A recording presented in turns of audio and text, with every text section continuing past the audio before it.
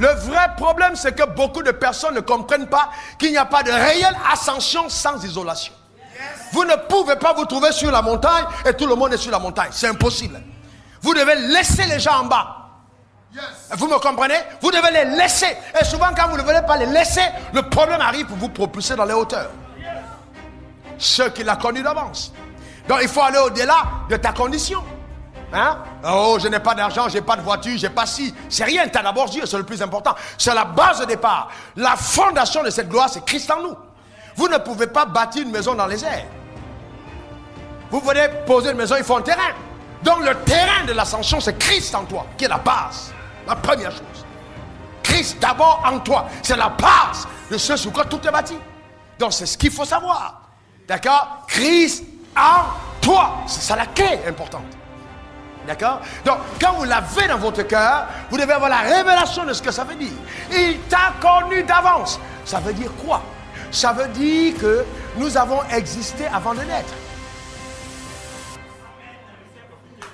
J'ai existé avant de naître. Est-ce que vous comprenez? Yes. Donc, je n'existe pas le jour où je nais.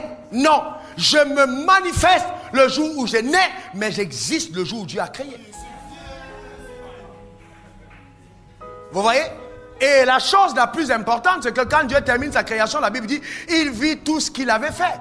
Tout, pas certaines choses. Donc, on conclut qu'il a créé tous les hommes le même jour. Adam, Isaac, David, Barthélemy, tous les hommes le même jour. Tous le même jour. Il les a tous connus d'avance. Sauf que dans sa programmation d'architecte spécialiste en construction stratégique, ce que Dieu a fait, il a orchestré dans son calendrier prophétique la manifestation des hommes selon les âges et les époques pour accomplir quelque chose de singulier. Est-ce que vous me comprenez? C'est ce que Dieu a fait. Est-ce que vous êtes avec moi? C'est ce que Dieu a fait. Donc, qu'est-ce que Dieu fait? Il crée tous les hommes et il regarde. Il voit Adam, il voit David, il voit Abraham, il voit Jacob, et il me voit dedans. Donc, et puis je vais vous dire une autre chose. La révélation la plus forte, c'est que nous étions plus nombreux que ceux qui sont arrivés sur terre. Et il voit tout le monde.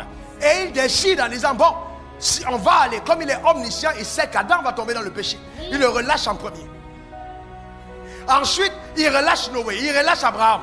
De dispensation à dispensation, il prépare ses hommes. Mais au moment de te choisir, il a un problème.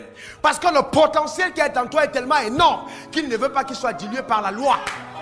Il ne veut pas diluer ton potentiel par la loi. Il choisit de sortir ton potentiel de la loi pour l'amener dans la grâce après la venue du Seigneur Jésus. Est-ce que vous comprenez? Donc, dans la course des relais, Adam prend le bâton. Quand il termine, il passe à Noé. Noé se tourne, il passe à Abraham. Abraham se tourne, il passe à Isaac. Isaac se tourne, il passe à Jacob. Jacob se tourne, il passe à David. David se tourne, ainsi de suite. Bon, jusqu'à Salomon. Salomon se tourne, il passe à Jésus. Quand Jésus termine, il dit, bon, maintenant, je prépare une armée qui va venir après. C'est pourquoi le jour de ta naissance, quand ton père et ta mère étaient dans le ventre, la science nous explique que vous étiez près de 2 milliards. Paf, les spermatozoïdes sont lancés vers l'ovule. Une seule personne doit entrer. C'est là où Dieu doit prouver qu'il a connu d'avance parmi les 2 milliards.